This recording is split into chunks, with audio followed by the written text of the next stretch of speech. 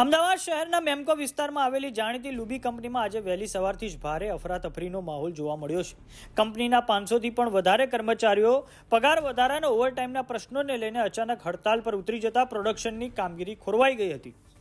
આંદોલન દરમિયાન કંપનીના દરવાજા બંધ કરી દેવાતા તણાવભરી સ્થિતિ સર્જાઈ હતી. જોકે કલાકોની મથામણ બાદ મેનેજમેન્ટ સાથેની વાતચીત સફળ રહેતા હડતાલ સમેટાઈ હતી. હડતાલ પર ઉતરેલા કામદારોનો મુખ્ય આક્ષેપ છે કે સરકારના નક્કી કરેલા ધારાધોરણો મુજબ તેમને વેતન આપવામાં નથી આવતું. કર્મચારીઓએ પગાર વધારો, ઓવરટાઈમનું વળતર અને કામ કરવાની પરિસ્થિતિ સહિત કુલ 8 જેટલી માંગણીઓ રજૂ કરી હતી.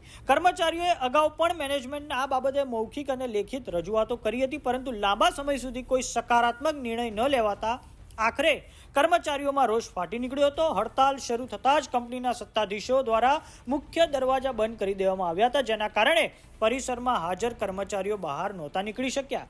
આ ઘટનાને પગલે કર્મચારીઓમાં આક્રોશ વધુ જોવા મળ્યો હતો. આ પછી કર્મચારી યુનિયનની મેનેજમેન્ટ સાથેની વાતચીત પછી હડતાલ સમેટાઈ છે.